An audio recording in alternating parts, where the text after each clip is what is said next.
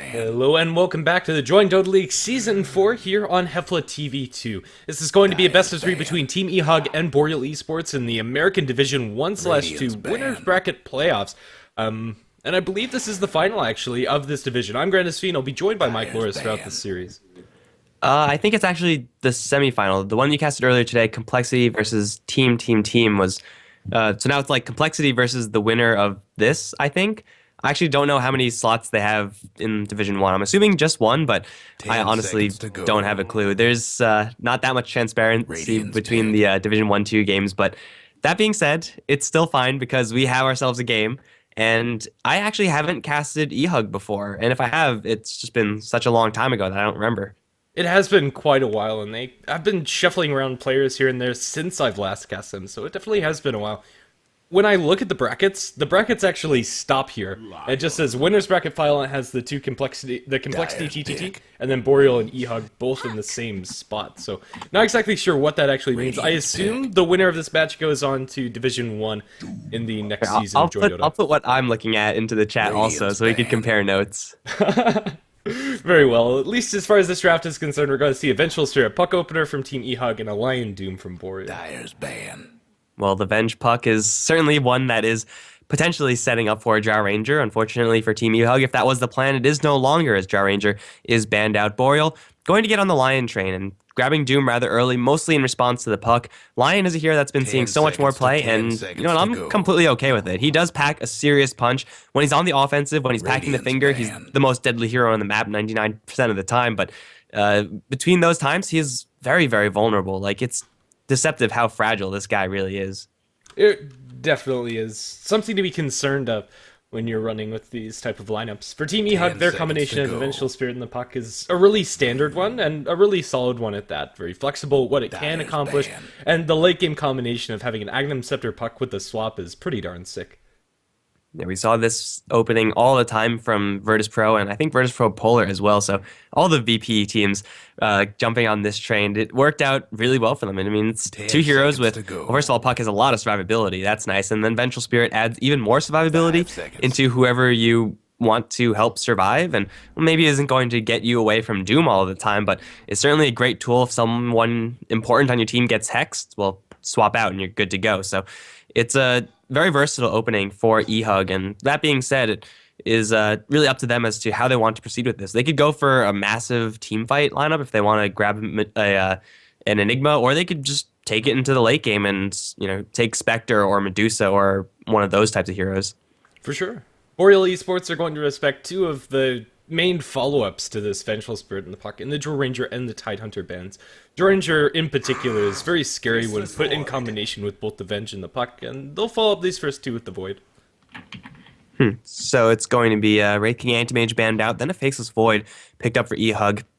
Not really the best synergy with Vengeful Spirit Puck. I mean, they certainly can put some damage into the Chronosphere, but it's just no Skywrath Mage, let's just say that. No Witch Doctor, although Witch Doctor is still pretty good here.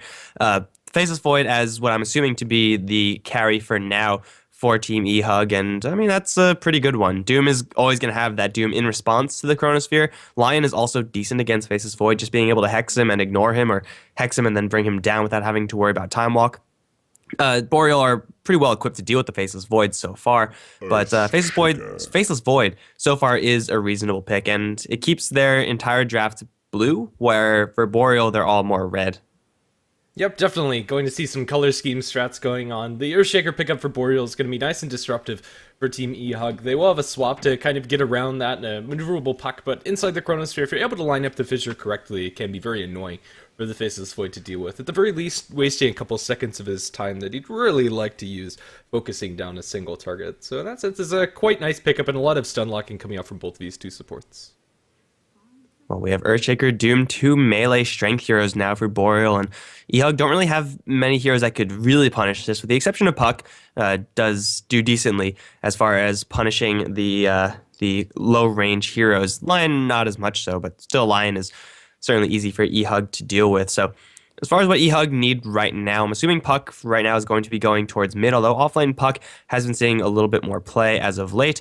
Faceless Void Venge looking to go up towards the top lane. I honestly just like Skywrath and or Scarith or Witch Doctor here for eHug. Maybe Witch Doctor a little bit more to punish the melee heroes. Yeah, I think that's definitely a valid way of going about this draft. I don't think you could go wrong with either of those two. And honestly, it's kind of interesting to see that they're taking so much time. Clockwork is not exactly the pick that I thought eHug would go for, especially ignoring the Scarith Mage. It really feels like it would be the ideal candidate to go in that 5th slot. It seems that Boreal are going to have a very easy time banning that one out. I think the Clockwork would have been left in the pool. Yeah, it's very rare that you actually see Clockwork remaining in the pool. So whenever you pick him up, not 5th pick, then obviously you have some sort of plan going into this. Team eHug, what they have right now is just a hell of a lot of initiation. And I mean, Doom, sometimes you can respond to initiation if the enemy team is like a little bit hesitant. If Faceless Void is like, okay, can I Chronosphere here? If he's actively deciding on that, then you can just Doom him. And then, well, the initiation is most of the time just out the window. But with a hook shot, with a time walk, and with a blinking puck, with Vengeful Spirit swap back up in case things get really bad, then Team eHug are going to be calling shots most of the time. Boreal, their Blink Doom or Blink Hex, it's a decent way, but I mean, it pales in comparison to what eHug have. Yeah, it really seems that it's going to come down to who gets the fights on their own terms. Boreal Esports going to go ahead and pick up the Lina. It really feels like this Lina is going to be heading towards the mid lane. So we got Lion, Earthshaker, Lina as the 3 quote-unquote support heroes. Just saw a Lion mid earlier today and an Earthshaker mid earlier today. If we can make Lina mid happen, then that would be just the best thing ever. But I think it is actually reasonable to see any one of these 3 heroes go towards the mid lane. Like Lion, when you run that, it's a very gank-heavy way to play the hero. You aim to get a Blink Dagger or some sort of mobility item, then just kill things nonstop. Earthshaker, just rush to the Blink Dagger. Lina, similar to the Lion, although maybe a little bit less so, more about lane dominance. They know that it's probably at this point going to be going up against a puck, and I mean, Lina versus Lion there, it's pretty much a toss-up. So yeah, I'd say it's a decent chance that we see Lina mid. Yeah. I think my favorite part about this combination between Lion and Lina is just watching both of them ult somebody simultaneously, and they just explode. Faceless Void and Puck can sometimes get away with that. With the delayed damage, you can phase shift or Yule's dodge the damage coming out from Lina ultimate and Lion ultimate, and Faceless Void does have some BM backtracks, but as for the other heroes, they won't be so lucky. They just need some magic amplification. Pugna, please, last pick, Boreal. Bloodseeker? It's not even in CM. Oh, yeah, they'll just pick it anyway. It's fine. Yeah, but seriously, just Decrepify, nuke, you're golden. Literally can't lose. 100% win rate. Every single time it works. I mean, if they really want some magic amplification that wouldn't actually be so sketchy, maybe even a Morphling. Go for a shotgun morph. We'll just have to see. Not exactly sure how much theory crafting actually works here, but yeah. That would actually not be too bad right now. Like, they're missing a real heavy hitter. Right now, they have a hell of a lot of early game with Alina, Earthshaker, and Lion as their 3 picks. And eHug, they have okay amounts of crowd control for dealing with a Morphling, but nothing, like, huge, nothing spectacular. I think it's actually, well, okay, maybe with the Sand King pickup, maybe it's a little bit less of an option, but still, go for it, because I want to see it. Yeah, definitely. For Team eHug, I was thinking either, like, the Scarith Mage or a Sand King, just something with a decent amount of CC and damage to dump into the Chronosphere and to follow up after a hookshot initiation or what have you. So definitely a pretty well-rounded lineup coming out from eHug. A lot of ways to start fights. Blinking Sand Kings, blinking pucks, and hookshot and Chronosphere. And even the Vengeful Spirit swap to a certain extent. Every one of these heroes can start a fight. Well, I was talking before about how Boreal were kind of melee heavy. It looks like eHug are actually going to be the ones with a little bit more of a melee heavy draft. And if you take a look, Earthshaker, Lina, Lion, all those 3 heroes are fantastic against punishing melee heroes, both in lane and when you're actually, in 30 minutes in the game and you're jockeying for position.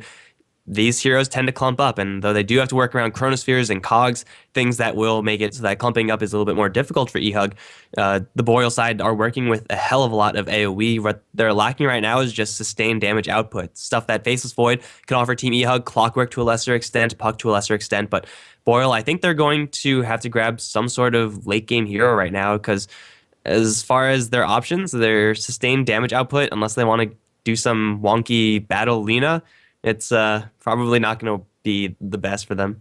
Yeah, right now it kind of feels like they want to just jump in, get a single pick off, and then kind of fall back and wait until their cooldowns are up and try to get as much as they can off of those initiations. They could invest a little heavier into that and maybe pick up something like a Necrophos wouldn't be terrible, just to get a scythe kill onto a crucial target and then push a tower after that.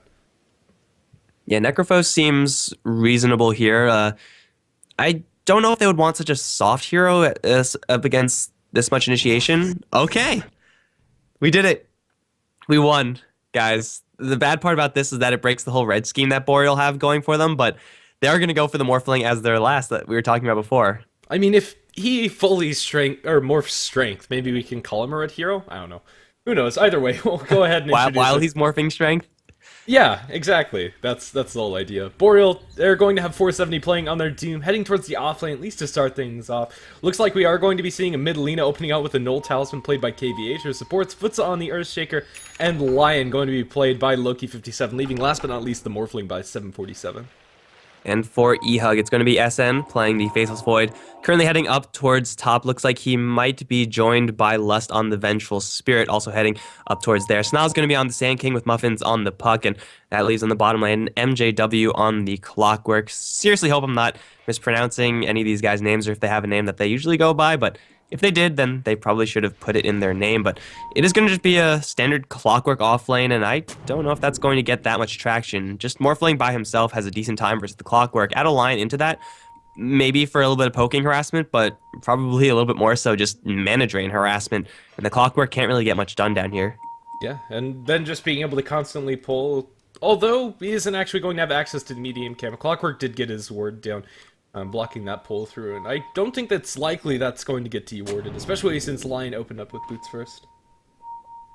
Alright, so bottom lane is probably not going to be the best for Clockwork, though getting rid of that pull and also keeping an eye on the ward certainly going to be nice for him. Up towards top, 470, going to be joined by Footsie for now. I don't think this dual lane is really going to be doing that much work. It's more like the Earthshaker going to be floating around the top lane, floating around the mid lane, and just trying to keep everyone safe, and then just having Doom act per normal. Of course, doing Fissure shenanigans, because that's what Earthshakers do like to do.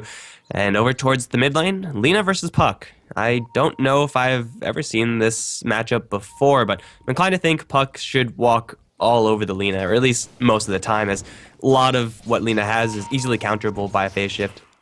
Yeah, at the very least, both of them will be able to spam out the waves at a pretty even rate, so I think Lina should be able to get a decent amount, but just by default, because of the animation that Puck has in this matchup, should have a better time. And we're probably going to see that kick off very soon. They're both packing pretty much the same build, minor differences here and there, but if one was rushing a bottle, that could maybe sway the lane one way or another, but that's certainly not going to be the case. Up towards top, the Faceless Void lane, it's not really the most dangerous for the Doom, but he really has to be careful. Though he does have boots first, if he gets a little bit too out of position, like where he is right now, if eHug were in a better position, then this could be first blood right here. So Doom just has to be careful not to do stuff like that in the future. Though he does have an Observer Ward, he will know more or less when it's safe to do that. There's not much that he could do to stop the Sand King. And Sand King, once he gets level 3, he'll be A-okay to even roam around. But actually over towards mid lane, it's going to be where the most action is right now. Muffins must have gotten hit by an LSA, and he's pretty banged up. Yeah, which is honestly something that probably shouldn't be happening into the Puck. Maybe it was just a really good juke out coming out from KVH. He is going to dodge the Dragon Slave, but still this Lina's doing just fine this mid lane. For now, it's pretty even. Lina with the slight advantage. Alright, so this is going to be just one of those games where not much happens, and I don't know if there's going to be any reasonable expectation for first blood right now. It's most likely just going to be either a roaming party or some sort of smoke gank that is going to come out. I want to say that it's going to be Lina to give first blood, but who knows? She's doing pretty decently against the Puck right now. Snog grabbing a double damage rune away from the Doombreaker, not really going to result into anything. It's definitely the mid lane, I think, that is going to receive the most attention, at least for these supports. They are, on both sides, supports that can rotate around and with a slew of crowd control effects, just very quickly kill off the enemy. Definitely. For now, they do have a smoke up on the Sand King. Level 2, it's not the easiest of ganks for Snog to pull off, but maybe he can find an angle, especially on the Lina if she's going aggressive. That said, Loki also has some openings to potentially look for kills. Both of these offlaners getting a little bit more than I thought they would. Level 3 on the Clockwork and a little bit less than that on the Doom. Doom might be forced off in the jungle pretty soon here, but at least for now, both of them are soaking experience. And Clockwork being up against a Morphling is going to make an adaptation to a skill build that we usually see from Clockworks that are under a really large amount of pressure, where they prioritize the Rocket Flare and don't go for much Battery Assault. It may be that he's going to stick with just 2 points in Flare and then level up Battery Assault in the upcoming levels, but up against the Morphling, he's building this so that you can't kill a Morphling with Battery Assault. That's just not going to work, so he's going to try to get a little bit of chip damage in where he can. This is going to hurt the Clockwork's ability to rotate out of the lane come hookshot time and actually get kills on other heroes, though, because Rocket Flare, it's a good skill, but as far as a nuke, it's kind of underwhelming. I'd like to see him kind of shy away from that build at this point, maybe invest into Battery Assault after the 2 points. He's going to meet up against Loki, but Loki's going to be able to run away from that one pretty darn easily. And the Clockwork, as tanky as he may be, really has to be careful of this Lion. There is no mana drain on the Lion right now. I thought that would have been maybe a build that he would have gone for, but if Clockwork's keeping his distance, then you might as well be packing dangerous skills instead of more utility-ish harassment skills. So makes sense for Lion there, but MJW right now, not really in too much trouble just because he's so tanky. Like 750 HP is crazy for having no additional strength or any additional HP items, and Loki really has to be careful. Boots are up on Clockwork as well as the Lion, but if they somehow fog each other, if MJW gets close, even though he only has 1 point Battery Assault does a large amount of damage, and Lion is, as we said in the draft, very fragile. As to be expected, Doom has left the top lane and gone into the jungle. They'll leave Futsa up in the top lane to soak some experience on this Earthshaker. For now, he's only level 1. And it is much needed experience for him, but he has to be so careful. If he actually shows his face, or they find an angle onto this Earthshaker, he's more or less guaranteed to die. I don't think there's any way, or any reason for eHug to really go look for this Shaker, unless he throws a fissure or something like that. So he's going to get a little bit of experience right now, whereas 470, he has completely left the lane. Even though he was getting a little bit, looks like he's going to rely a little bit more so on his jungle, at least try to get some stacks up. As far as Doom clearing stacks, not the best. Tranquil in mid, setting up, looking for that Burrow Strike. The LSA is going to connect on to the puck.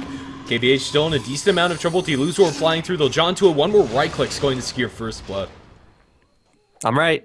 Told you Lina would give first blood. They always give first blood. Lina is just fragile and slow, and that's not really a good combination when you're talking about a mid hero. So level 6, the turning point for this mid lane. Muffins pretty much keeping dead even as far as the CS is concerned over towards the mid lane, and all it took is just a little bit of help from the Sand King. Level 3 is, well, not the level 2 Burrow Strike, but he is level 3 now, and he has a couple of stacks to clear, not really the most, but the Sand King I expect to just go AFK jungle, as Sand Kings usually do, and then work on that Blink Dagger. So it's a ticking time bomb for both the Sand King and the Puck. Once they get the Blinks, then there's a lot more action that eHug can actually commit to. Earthshaker has managed to soak himself level 3 up in this top lane, but the tier 1 tower is sooner rather than later going to fall. Actually going the way of MJW is going to keep Loki 57 safe. Regen rune for the Puck, so getting a... wait, that is not a Puck at all. That was Clockwork, so never mind. I was going to say, play well, get rewarded, but I guess getting a rune at all is going to be fine for him. Clockwork is closing in on that level 6 mark. As far as his ability to gank the mid lane, it certainly is there. His need to gank the mid lane, I don't really think it's necessary. Puck is doing perfectly fine. Now up against a Doombringer, who is capable of staying in the lane, but isn't really capable of doing much to the Puck. Even if Doom had a level 6, Puck would be 100% fine right now. This might just be one of those games where Clockwork, he's leeching experience down in the bottom lane. He might be leeching experience down here for a very long time, at least until he's needed elsewhere. And right now, that's not the case. For now, both of the safe lane farmers' build is almost identical, with just the power treads completed up on both of them. A little bit of stats, some efficient items here and there. I was half expecting one of them, at the very least, to go for a Midas, but well, looks like we're in for just a really passive farming state of the game, and I think that would have worked towards their favor. Chronosphere has yet to be used. And that Chronosphere is going to be sat on for a little bit longer. Top lane tower is going to be brought down, though. No one on Boreal here to deny it, so it's a clean destruction here for the Faceless Void, and he does get the last hit as well. It's not too late to go for a Hand of Might, especially if you're the Faceless Void right now. You just took down a tower. You're farming pretty freely up on the top lane. Anything's possible as far as builds are concerned, but he might want to fight early. And speaking of fight early, Loki's wrapping around with the smoke. He's in between Muffins and the Sand King, however. Coil's going to drop just in the line to make him back off. KVH has got to be careful. Loki's going to snap it last second. Oh, that's going to be his doom. So now he's going to take quite a bit of damage. Laguna Blade as the retaliation. That's going to be a 1-for-1 over towards mid. And, well, it could have been a completely avoidable death from Boreal if Loki just waited milliseconds more. It always seems to be the case. And they're actually going to find the Doom as well. Here comes the Faceless Void from the top lane. He's going to drop a Chronosphere, but their damage output isn't that high. I don't know if they're going to have enough, especially with Loki coming in. Has the Impale, has the Hex, SN7. Might be in a little bit of trouble now. Here comes Muffins, though, looking for a spell to cast anything he could, but he's not going to be able to get anything else on the Doom. Doesn't matter because they get the kill anyway with the Void getting a lucky bash. Can everyone from Boreal or eHug retreat? However, they're going to run into KVH. Looks like they're going to be brick walled pretty hard by that as Muffin's going to TP out. Looks like he's going to be just fine. Lust and SN, they're in quite a bit of trouble. It's going to be the Faceless Void to get hit with the Dragon Slave, Lust to get walled off by a Fissure. That's going to be 2 more kills for Boreal. Yeah, very easily. One more right click from the line is going to secure it. A really deep dive coming out from eHug and a really awkward engagement. In the end, it's going to be fairly even. It's a 1 for 2, at least on the board for Boreal, but it's 2 for 3, all things considered. Boreal, slight edge in that exchange. And that's what happens when you're eHug. You dive really deep and, well, you find someone jungling, and usually you're just like, oh, it's someone jungling. We should probably go ahead and kill them. But it's Doom with 2 points, Scorched Earth. He is not exactly the easiest hero to bring down. Not too sure how many bashes Void got there, but I'm pretty sure it was not that many. So they took a hell of a lot of time. They had to go pretty deep for the kill. And they did get it, but it costed them a lot more than they really would have liked. And it forced them to just go a little bit too far in. And maybe they would have been fine if they just backed off and let the Doom survive, but either way, Boreal are going to be okay with how that went. Doom still farming towards his Midas, and everyone else on the team collecting decently after that as well. Yeah. We're going to see Sna saving up for his Blink Dagger. He has the gold for it, so this is a time where Sand King really wants to look for that first crucial gank, Epicenter, as well as 3 points up in that Burrow Strike. It's a big difference between level 3 Burrow Strike and level 4 usually. But if you have your Blink Dagger, then, hell, you can make use of the level 1 Burrow Strike. It's not recommended. You probably should never do that, actually. But it's such a powerful item for the Sand King that it is going to let him pretty much start fighting. And, well, Muffins is farming decently towards his Blink Dagger as well. So far, the Puck not under any pressure right now. I mean, I guess the Puck's not under any pressure. 747 is also not under any pressure. So it's definitely going to change within the next couple of minutes. Starting with the smoke, probably. Snod and Muffin's going to join forces, wander through the enemy jungle. Doom really isn't the target they want to find, but the Shaker right behind him is a little bit easier to kill. Yeah. Maybe they even swing all the way down towards bottom and look towards Morphling. Not the easiest of targets to burst down, but he's probably not expecting this angle. Burrow Strike flies through, they get the battery assault, he's able to strength morph first. They'll commit the Epicenter and will be able to kill him off, although they have to spend pretty much everything they have. I think that's worthwhile. I mean, it is a lot of high cooldowns. The Clockwork Hookshot and the Dream Coil, not as much. And you have a regen rune in the Clockwork, so he's not really too bothered by the mana expenditure. Having Epicenter down is kind of inconvenient. Like, it kind of restricts how many places you could go around to gank to. But you know what? The odds of you actually landing a good Epicenter in this type of game against these heroes is very, very low. So you might as well use it when you get it. Top lane, they ran into Void, but Lion, for whatever reason, didn't pull the trigger on a Hex. That could have been a kill, assuming no backtrack of Laguna Blade, and there's no backtrack on the Void, so it would have been a kill. Yeah, definitely. It's not the build you expect, so I suppose it's just the psychological fear of, oh no, what if he gets the backtrack there? So for now, eHug are going to find themselves at a pretty decent pace. The Blink Dagger on the Puck gets them that first kill, as well as combined with the Blink Dagger on the SK, and they can continuously look for these pickoffs whenever the cooldowns are up. They also have a Blade Mail completed up on the Clockwork. That's a decent item against what Boreal have until you get jumps without your Blade Mail. Man, Blade Mail would have been a great item there. I don't know if it would have killed Lina, but it certainly would have been close. But Clockwork, unfortunately, the wrong place, the wrong time, got annihilated by the 2 nukers on the Boreal side, and well, now both of them have their ultimates. We're going to be seeing a couple of explosions, and, well, maybe Puck is going to survive. Pretty sure everyone else on eHug not going to be as lucky. This Lina is getting to a point, once she completes her Yule Scepter, where she could initiate by herself and get kills by herself. And if you're eHug, that's incredibly dangerous.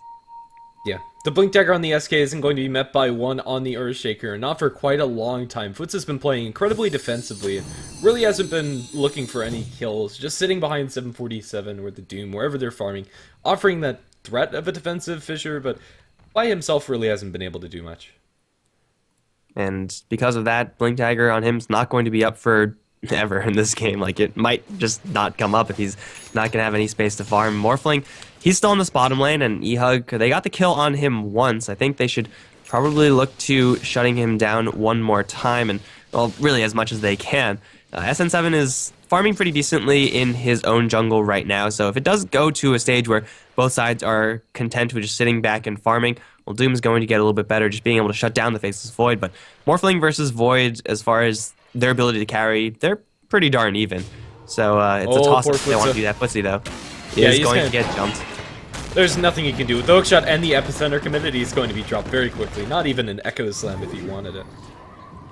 And a double stack for Sna, so gets a kill, gets a couple of very easy creeps to kill as well, and as a Shaker, if you're just in the cogs with the Clockwork, or even if you're just right next to the Clockwork with Battery Assault on, there's nothing you could do except for buy up whatever items you want with the gold that you have, and that gold is not much, so it's going to be dangerous times. But speaking of dangerous times, Laguna Blade, no Finger of Death needed for the Vengeful Spirit, but they get the kill anyway, making it a 1-for-1 overall.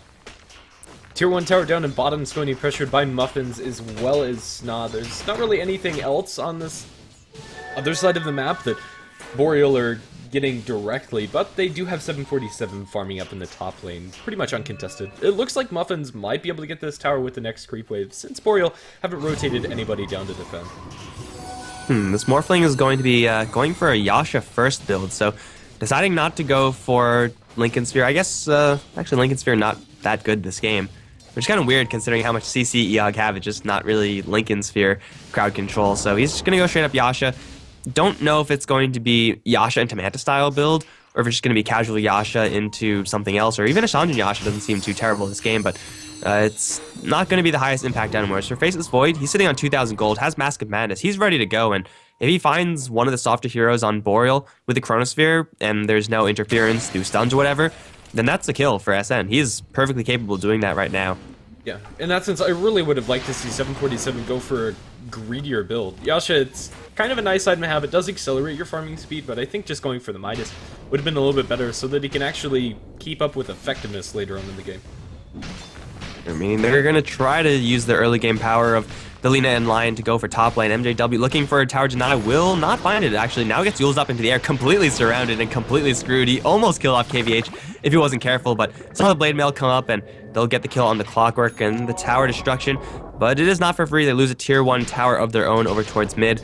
Not really the best decision for Clockwork to be up there. I mean, it's certainly easy or possible for you to deny out from a Lina right click, but it's risky as all hell. Yeah, definitely is. Doom is very deep behind enemy lines and is going to be farming up inside the enemy woods. With the Sand King showing, or was showing down towards bottom, and now is on a similar mission, he's pretty safe to do so. And this Doom is, well, going for the Hand of Midas, first of all. That's more or less standard as far as what Dooms like to do. It's actually pretty rare to see Dooms not go for Midas, but going for an Aghanim Scepter next, the ability to shut down, I guess, just backtrack is kind of nice, but aside from that, I don't really know if it's an item that's worth getting first. I would personally rather like to have a Blink Dagger on the Doom, as no one else on Boreal is really going to have that mobility to start the fights. Earthshaker, certainly not. Yeah, I'm okay with him going for the Aghanim Scepter, but I think the Blink First is probably the better way about it. For now, eHug going to smoke into a Roshan, so Roshan they can take very easily with Void perma-bashing down this Rosh, sustaining with the Mask of Madness and some minus armor from bench thrown into the mix. They'll be able to take it before Boreal actually react. Even if they knew this was going on, it seems that they've just decided that they don't want to contest. And I think that's a pretty good decision. You're walking into a Roshan pit, though you are packing some pretty serious magic damage. eHug, they are also packing some serious magic damage as well. If there's an epicenter in that Roshan pit, you're just so dead as Boreal or a Chronosphere or a Coil. There's so many things that could completely mess with your Roshan fight. So eHug gonna take that one, and whether it was known to Boreal or not gonna matter now.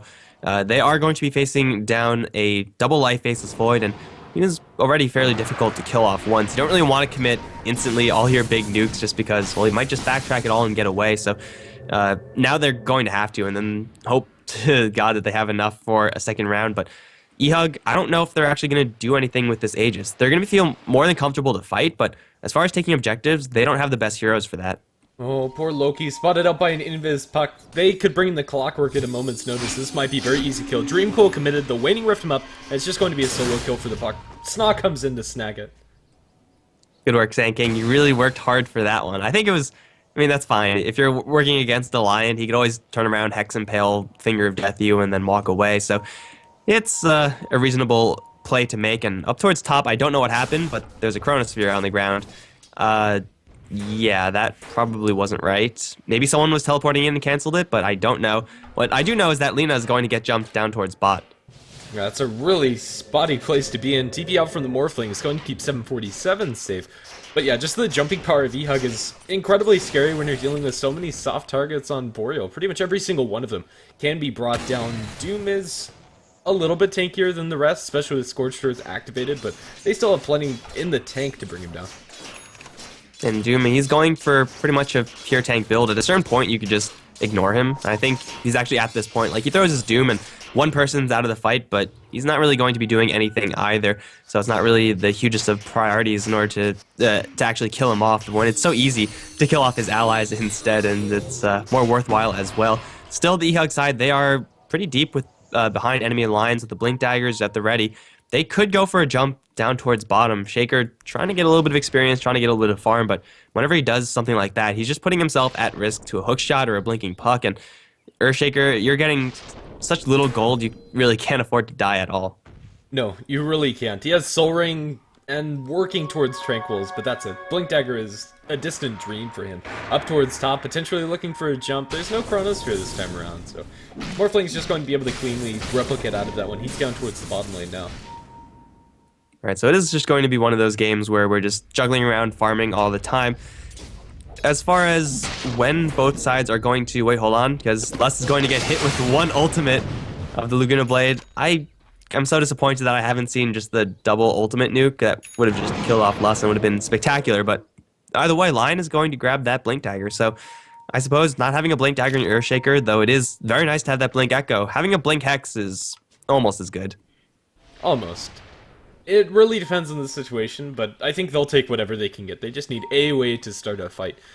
So that eHug don't get all of the initiations, because if you let them control the tempo of the game, which they're more than happy to do, so they'll just be able to run around, get farm up on this Void, and constantly find pickups.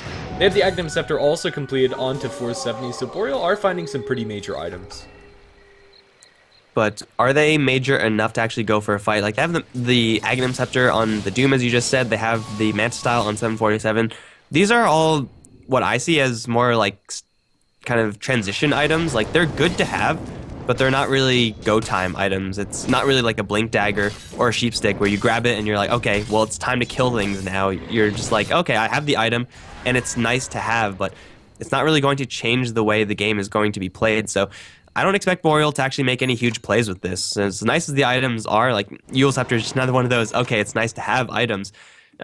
Is there any point where these two teams are going to actually say, okay, well, we have the item that we've been waiting for. It's time to go and make something happen? Because Aegis usually is that item, but clearly it's not going to be the case this game. 747 blown up in bottom. They have to throw everything at him again, but it's a similar gank to what we saw about 10 minutes ago with just the Clockwork, the Puck, and the Sand King. And they'll be able to find that kill pretty easily once they actually commit everything. The Replicate was on cooldown, and they knew that intel from a little bit earlier on when he did Replicate away from the Faceless Void. So that's going to be about all she wrote. I really don't see any clear items for that. Maybe once Morphling gets 3 major items. Like an Ethereal Blade Scotty on top of this, maybe a BKB, who knows. But yeah, I don't really think there is any. Blink Dagger on the Earthshaker would generally be the one, but that's not happening, ever.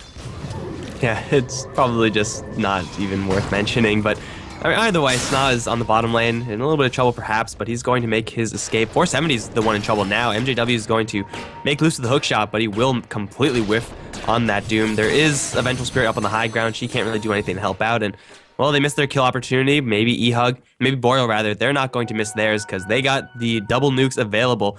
Whoever walks up this cliff is in so much trouble. Muffins, unless he's a god amongst men, and he just might be, he's going to take a whole bunch of nukes. No, it's too late. There's one nuke. No! Okay, they're still not going to do it. I'm kind of disappointed. But they're going to go for bottom lane instead. Burst Strike forward, looking for a Chronosphere, is going to catch Sna, actually, so no Sandstorm DPS. Not sure if that's going to be relevant. Looks like 747. Going to be bashed down anyway, looking for a retaliation kill on the Sand King before he goes down. Will not make it. It's going to be 1-for-1 across the map. I can understand holding onto the Finger of Death. It is a very long cooldown, but it would have just been so satisfying to watch Puck be exploded. Still, it's going to be a 1-for-1 trade, but probably favoring eHug a bit. Morphling really is the hero. The Boreal kind of need to carry them through this game, and right now he's just not doing enough. 1-3-0. He's been caught out by the gank squad of eHug one too many times. And you compare that to SN, the Faceless Void, who has only died once. I don't exactly remember how that happened, but either way, he's packing fighting items. He got the BKB, and that is another one of those items where you pick it up and you say it's game time, and it looks like that game time is going to be pushing down the bottom lane. There is Doom available for the Boreal side, but really the only ways they have initiating is Blink Hex, Blink Impale, and, well, hopefully them not getting initiated upon by the blinkers of eHug. So it's definitely eHug with a little bit more flexibility as far as how they approach the next couple of minutes of this game, and looks like they're not going to fully commit to the bottom tier 2. Maybe they're just going to push it out as much as they can, farm the enemy jungle, and then swing towards the Roshan pit in just a couple minutes. Yeah, and that's more than acceptable for them. Right now, eHug, they're dictating how this game is going to be played. They're making good rotations, and they're getting Snot to a point where he's going to be unmanageable. Although the Lina is sitting on a decent amount of farm, all of that's into mobility and utility for KVH. And although 5-2-2 is a decent KDA, really you'd like to be seeing a little bit more, or at the very least making space for somebody who's abusing those kills. A whole bunch of eHug heroes going to gank a Doom Illusion. They got him, and, well, it's going to mean that they take a tier 2 tower. So, tier 2 tower down on the bottom lane. Boreal just momentary lapse of defense there, and as far as trades are concerned, maybe they go for something up towards top, but it's going to be defended by eHugs. Chronosphere is still up, and if you get caught in the Chronosphere, if you're Lina Lion, Doom, Shaker, I mean, these are all heroes that the Faceless Void at this point can take down, especially if he decides to pop a BKB while the Chronosphere is up. And man, it's just eHug getting a little bit more map control and just securing their hold a little bit more in this game, and that means that they're going to be a little bit more ready once Roshan is up in about a minute 30. Yeah, even the Morphling, if he doesn't get off the strength mark, is pretty susceptible to those ganks. We do have the Blink Dagger now up in the Doom, so maybe we'll even get to see that cast. I don't think we've seen a Doom this game, or at the very least, it wasn't super important. He's going to Blink Doom onto Lust, and, well, Lust is probably just going to tick down to this one, but an eye should come out from the Faceless Void. Come on, Void. No. Maybe. There we go. Yes. Okay. It looked like they were walking in opposite directions, but Void just wanted to fight, and he's going to find one. Or unless, if you could call this a fight. KVH is going to interrupt it with the Yule Scepter, but Doom's still in a hell of a lot of trouble, especially when he gets a coil dropped on him. Lucky Bash from Essen. There it is. Going to kill off the Doom, and in the meantime, Lina gets to teleport away. Don't really know what happened to the Lion, but I'm assuming Puck just got his hands, or its hands, on him. So it's going to be 2 kills overall for Boreal, and eHug, they just lose the Vengeful Spirit. First Doom gets a kill, but this is 25 minutes in, and that Doom should have been casted 3 or 4 times by now. Yeah, and it's also a kill that got denied, so honestly it means nothing. When your support gets denied, that's time that they're off of the map, and that's a little unfortunate for them, but at level 9, Venge is already back up. The Sand King dies in mid, I believe just to the Morphling, not exactly sure what the plan was there, what he was doing. Well, Sand King is a hero that does have a hell of a lot of mobility with the Blink Dagger Force Staff. He has Epicenter on cooldown, so maybe he tried to go for someone there. Usually don't expect a Sand King to make that type of play that far behind enemy lines, but he did get punished for his greed or his play or whatever it happened to be, and he's now going to be on the sidelines for a lot longer than that Vengeful Spirit, but Sand King pretty much has all that he wants. Maybe a BKB and a Veil, Aghanim Scepter down the line for him, but all of that is just extra stuff for him. It's just pretty much the Faceless Void's items that will really impact the side of eHug. Oops, sorry about that, just had to cop for a second. As far as this next time, that's going to be Mjolnir completed up for SN7, and he does have that flying out to him on the courier as we speak. The Midas for Clockwork is pretty much paid off for himself in the Aghanim Scepter as well, so items are coming out for eHug, and they're just not being met by Boreal's side, so let's see. Roshan is going to be the next major objective for eHug to take, and they should be able to do it very quickly. Their fight inside the Roshan pit is very scary to go up against, between Chronosphere and a blinking Epicenter. Epicenter is on cooldown for now, but will come back in 26 seconds. Snot, however, has been caught out by the Doom. Let's see if the deny is going to come out this time around. Coil onto nothing, hookshot onto nothing, and many ultimates were missed that day, but they shouldn't miss this deny. And there it is. It's going to be a continuation of that fight with a missed Chronosphere, so everything missed. Actually, just nothing happened, so cooldowns down the drain, and that's about it. Sand King, unfortunately, going to take a reprieve from this game, but I guess this is kind of just delaying the Roshan of eHug, so minor win for Boreal, if you could call it that. I suppose so. I mean, if you just look at the raw cooldowns that were spent, Dream Coil and Chronosphere for Doom cooldown that forces the deny on the Sand King, so yeah, slight win. Not much else to go on there. Man, 470. This is why like I really don't like Doom. Like you could Doom someone, but there's no guarantee that you're actually going to make usage out of that ultimate, and it's a very finicky skill, especially if you're all alone. Like if there was anyone there for Boreal, would have been cut and dry, easy kill, but instead 470 just, you know, secret agent had a mission and he failed. So it's not good times for the Doom, using it twice now, and he's 0 for 2 for Dooms, and that's not exactly what you want to have on your Doom. Definitely not. MJW and Clockwork maybe can find some kills together. They do have both of their ultimates up, and I think now is the time where eHug can go into the Roche pit. Or at least push out the lanes to set up for that. Mid lane is a little closer to tier 1 tower for comfort, so they'll probably shove that one out before actually backing off into it, but there really isn't anything super pressing for eHug, as long as they get that next objective. And they know that the objective is alive. They have a fresh medallion being delivered for the Vengeful Spirit, which is a pretty sweet item now that you could buff your allies with it, but it's going to be used to kill off Roshan in this case, and I think the Faceless Void can do this by himself, but a little bit of help, maybe just to speed things up. And once again, Boreal, they either don't know about this or they can't do anything about this. Probably both at this point. They're completely blind in this area, and even if they really wanted to, I don't think they would go in this area. Yeah, I think so too. And that is going to be your second life as soon as Roshan stops bashing the Faceless Void. So that is going to be Aegis on SN7. Morphling's about to complete up a BKB, I think, for himself, but still isn't hitting that hard. eHug should be able to push into, at the very least, one tier 2 tower with this Aegis. And if they still have the Aegis on the Faceless Void after that tier 2 tower push, then they're probably going to look to go to the top lane and take the last one down. It should be pretty possible for them to do so. They have to worry about blinkers from Boreal, burst damage, and well, probably someone is going to die between Laguna Blade, Finger of Death, and Doom. But that's probably an acceptable casualty for eHug, unless they play their positioning extremely well and kill off the Lina or line before they get anything off, but good luck actually making that happen. We'll see eHug, they're just really scared about just walking forward and actually hitting this tower, and that's completely understandable, but if they're not actually going to do that, then, well, they're not actually doing anything right now. They blink forward, clear up the creep wave. We now have a Lincoln Sphere on the puck, and this is pretty huge if the puck is able to block the Doom.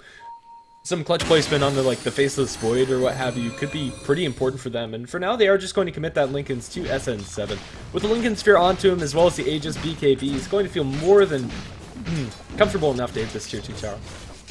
And even if you don't block the Doom, blocking pretty much anything that Boreal has is going to be great, because everything that Boreal has is a stun.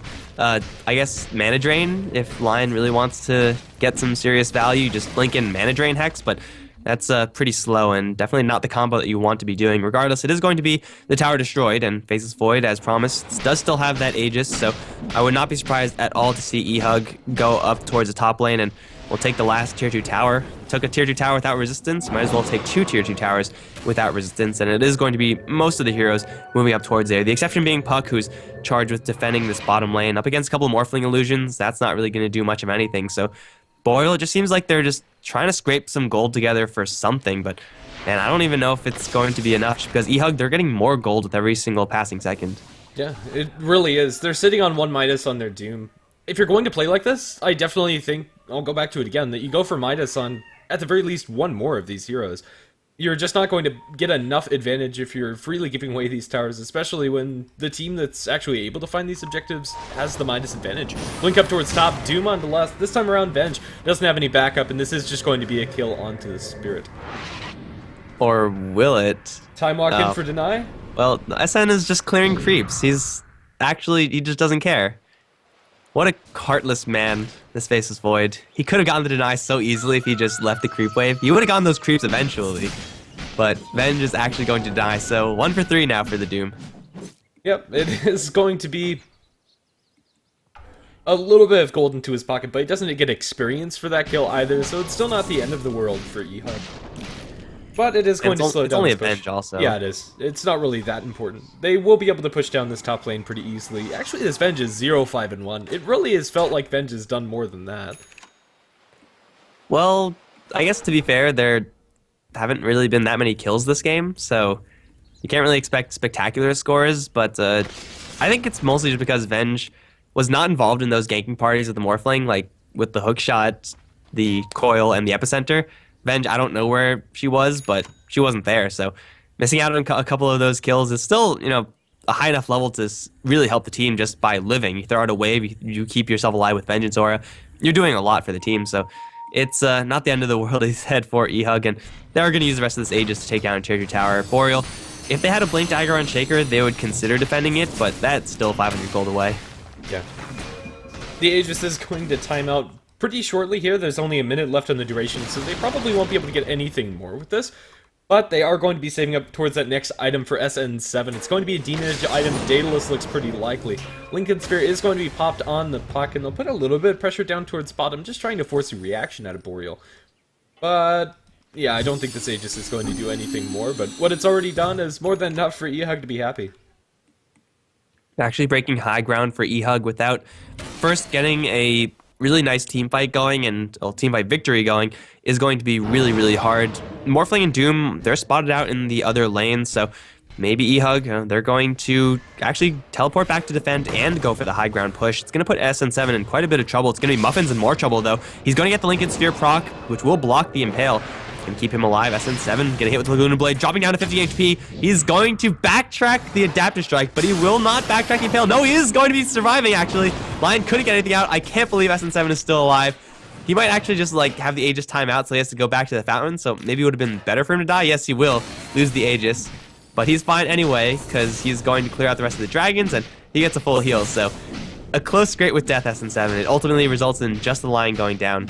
Yeah, I think as long as he's able to get that Time Walk after they kill him off with those handful of backtracks, it would have been just fine, but still cutting things a little close for SN7, but Aegis is going to do its job anyway, keeping him outside the map with that full regen. BKB now purchased up by the Doom, but SN7 isn't really going to care much about BKBs. With his Chronosphere, and whenever he finishes up this damage item, whether it be MKB or Daedalus, I'm not sure it matters much, he's going to be able to cleave through pretty much anybody he wants to, and it's going to be a full Daedalus flying out in the Courier.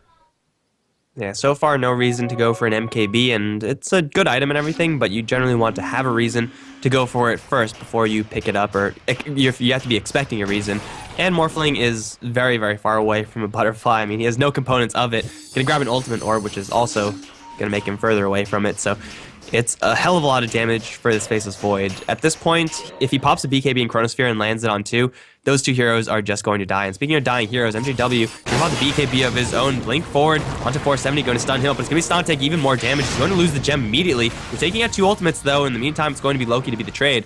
1 for 1 so far, but 470 in a precarious situation right now. He's going to try to TP out, will be canceled by the swap. Hookshot from point blank is going to miss, but 470 doesn't really have many options. Going to get stun locked out of his cast of Doom. Can't even get a single skill off right now. He's going to snap the coil and he will die. In the meantime, Faceless Void going to bring down the Shaker.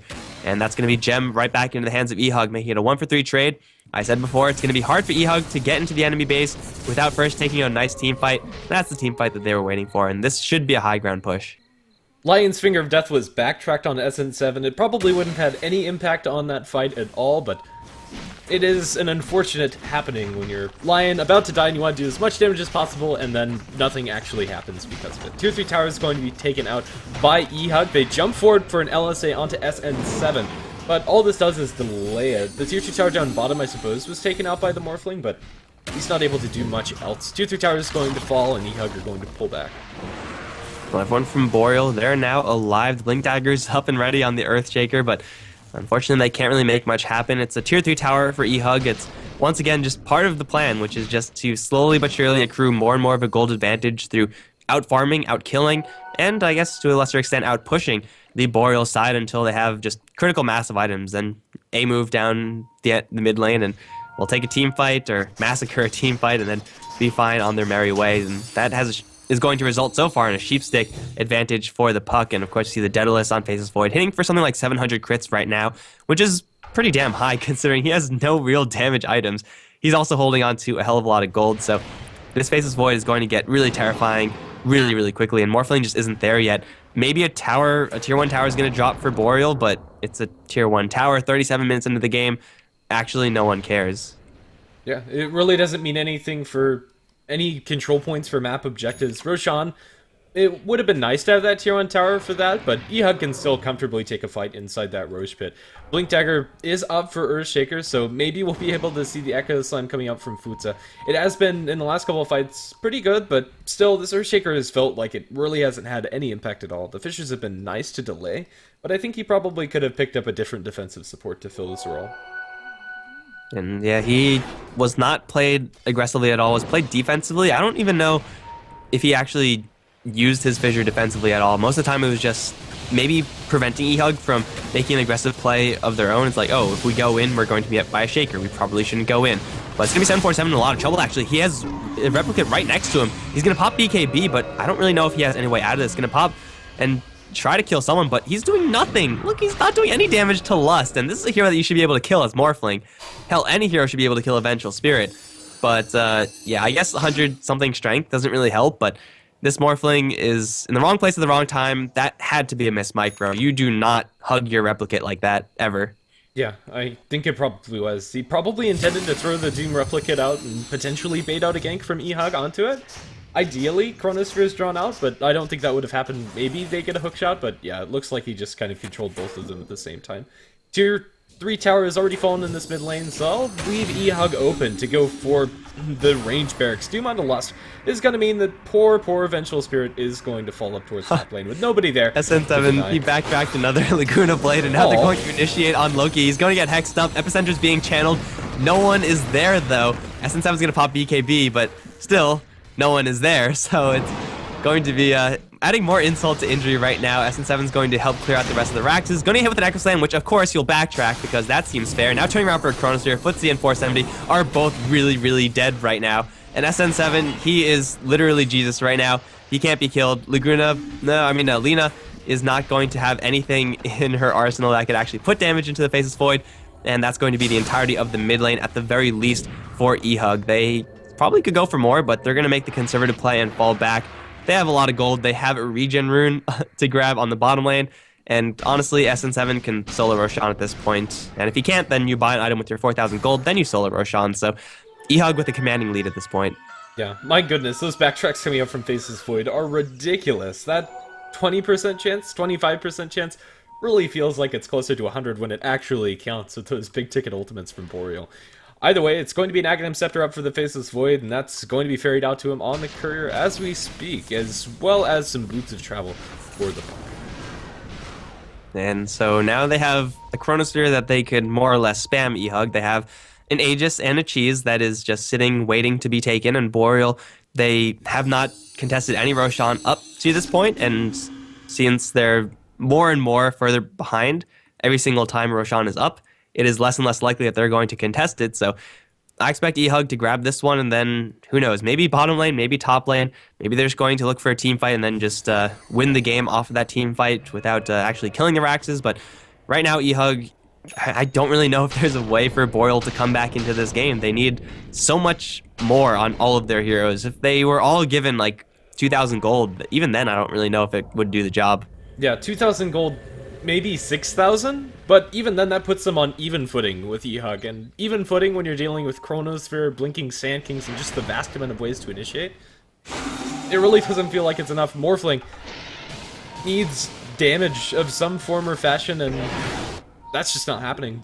Power Treads are going to be dropped on the floor by SN7. He has the double life. He doesn't need any boots. He has the Mask of Madness, I suppose, and a lot of movement speed inside the Chronosphere, so he's going to be just fine to maneuver around the fights, even though for now he's moving at 300 boost speed. Yeah, and that's a little bit less attack speed. It's not really going to impact him at all. You know you're in a good position when you're more than happy to just drop your Power Treads and grab an Aegis. Wrap around for Boreal, and if they lose this wraparound, then they're most likely just going to tap out.